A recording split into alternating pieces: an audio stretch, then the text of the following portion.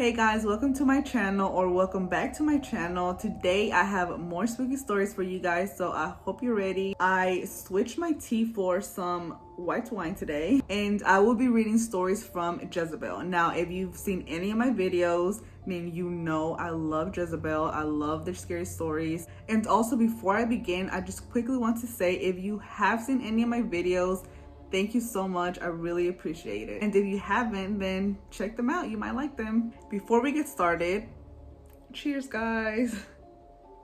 All right, so let me go ahead and start with the first story. My mother worked in a daycare that had taken over the wing of an old school, and the building is notoriously haunted with the ghost of the school's namesake and founder, Colonel Walker. The attic of the building was used as storage for the daycare, and many people reported small, fairly unobtrusive events while being up there. Things like boxes shifting around behind you, drawers opening on the other side of the room where you were, curtains suddenly moving, and feeling of someone else behind the attic with you. But the kids were the most in tune, it seems. I know that a lot of the kids talked about the old man at the daycare, which was staffed entirely by women. And I have definitely seen the kids react by all at once looking to the door as if someone entered the room when no one had. Personally, I always felt as if someone was walking directly behind me whenever I had to go from one end of the hallway to another. And sometimes I would hang out in the kitchen waiting for my mom to finish up work for the day while I finished my homework or something. I often felt like someone was there with me. I spent a lot of time there, especially in the summer when school was out, helping around the daycare. The most famous piece of evidence of Colonel Walker's ghost was a picture taken at Halloween of all the kids in their costumes. Right in the back, standing behind the children and looking straight at the camera, is the watery and somewhat blurred face and upper body of an older man. Like, you don't ever have to squint or tilt your head to make out that it is there. Now, I know that it could have been some bleed from some other photos or something, but I think, given all the other evidence, it seems they got the Colonel on camera. I think they did too. I've never heard of a ghost at a daycare, but hey, anything's possible, right? I've actually worked at a daycare before, and yeah, I've never experienced anything paranormal. But this is definitely crazy, and it's definitely true that kids can pick up on things that we can't. Okay, next story. When I was 8, my family moved into an old colonial that was built in 1810. My father still lives there. Until I was 17, every night before I fell asleep, I would feel pressure next to me as if someone sat down on the bed next to me. This would always be accompanied with a feeling of increased pressure in the air. Although I knew this probably didn't happen to everyone, I didn't think about it much until I got a cat. He was a present for my 12th birthday. Each night he would sack out on the bed near my feet, and each night he would bolt from a dead sleep and glare at something in the doorway before hightailing it out of there. A few moments later, the pressure would return. Again, while this was a weird thing to happen, I didn't really question it. Maybe the cat was just neurotic. I didn't talk about this nightly occurrence to anyone. However, I did refer this feeling / presence / what have you as Charlotte. I don't know why. So one day in the summer when I was 13, an elderly man and his middle-aged daughter pulled up to our house and explained that the father lived in the house with his aunt while he was a boy, and that he raised his family there for a few years. They had been visiting family in the neighborhood, and they wondered if they could take a tour for old time's sake. My mom said sure. She, my sister, and I led them around the house, and they recalled different memories. Afterward, my mom asked them if they remember strange occurrences or stories about the house. Like ghosts, the old man asked, and chuckled. His daughter became very quiet and said firmly, "It's not funny, Dad." The man explained that everyone who slept in one bedroom felt a little unsettled, and his daughter interrupted to say that she always felt as if someone sat on the edge of the bed as she tried to go to sleep. Her father said they used to joke that it was just his aunt looking out for them, his Aunt Charlotte. This confirmed what I had never admitted to myself. I had a freaking ghost that basically tucked me in at night for the previous 5 years. Still, going to bed was never freaky or scary. I just tried to ignore the feeling when it came. Until one night when I was 16, my parents had been going through a weird patch in their marriage, and I was feeling depressed. And in general, it was a weird year.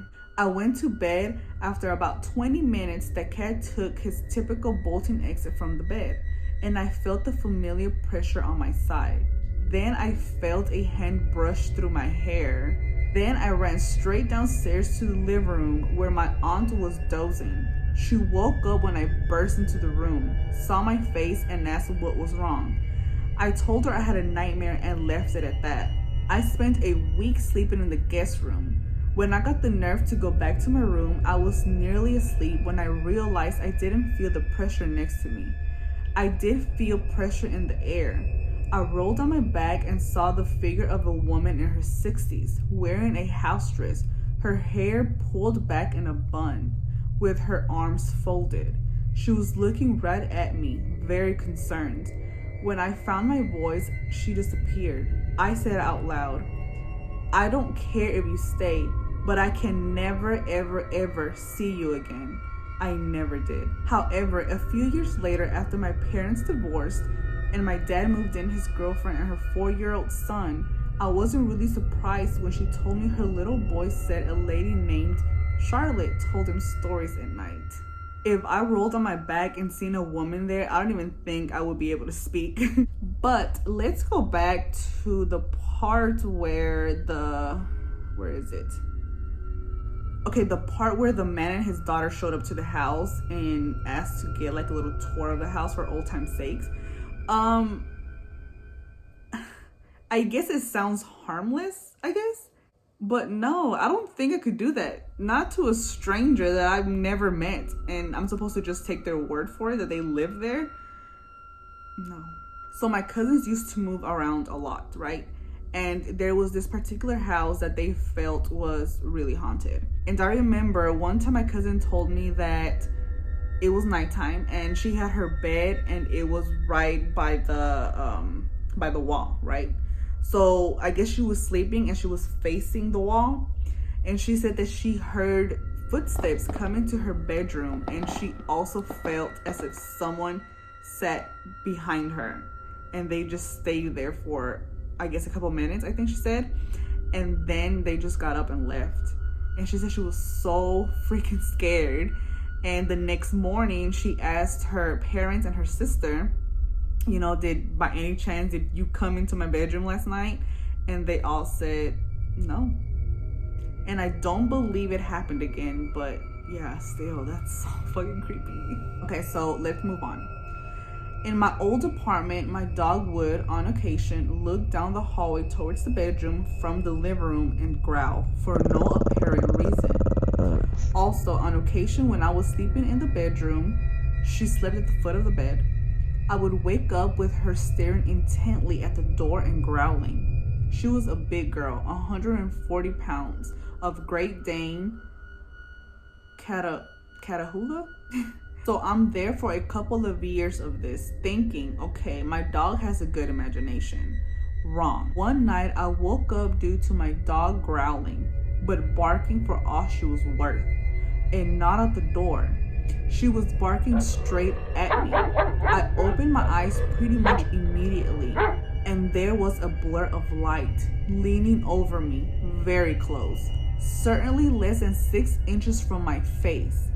It was not distinguishable as a person. It more resembled a person-sized version of a colorful nebula you might see a picture of in a science magazine, 3-dimensional and all. I immediately got the distinct impression that this thing had been watching me sleep, for God knows how long and how many times before. For all the clarity of that distinct feeling, I had no sense of what it wanted, whether it was malevolent or just curious. I flipped right the fuck out, jumped backwards to the other side of the bed, too terrified to scream, and that blur of light receded and disappeared over the course of about 3 seconds. My dog was going absolutely ape. So shortly thereafter, I asked the building manager if anybody had ever died there. She investigated that and came back to me a couple of weeks later with a yes. A woman had passed away of a drug overdose in that apartment in 1995, so 12 years earlier, shortly after having her child removed from her custody because of her addiction problem. My dog did still growl at the hallway from time to time, but I never saw it again. I moved out about a year later. I've had other encounters, but this thing was literally inches from my face, watching me sleep, getting shivers now just writing about it. Definitely very spooky. It seemed like it wasn't a bad ghost, it just left her alone, which is good. Okay, now my last story. So, as a little girl, my friend's mother used to talk about this nice old lady who used to sit on her bed and stroke her hair as she fell asleep. Now, the parents thought that she was just imagining it, and other relatives called it ghost. But on the whole, they just put it down to the overactive imagination of a little kid. Then, one day, their housekeeper sees a woman coming out of the little girl's bedroom. So she runs after her and grabs this real-life woman who is in her 80s and very confused. Turns out that this woman used to live in the house and moved nearby. But since they didn't change the locks when they moved in, she kept letting herself into the house at night and gently petting my friend's mom's hair as she fell asleep. Listen guys, if you ever move into a new home, change your locks. I would have been more scared of this real life woman than probably any ghost. Actually, no, I'm lying. I think I would have still been more scared of a ghost. Okay guys, so that concludes this video. Thank you so much for hanging out with me, and I will see you guys in the next one. Bye.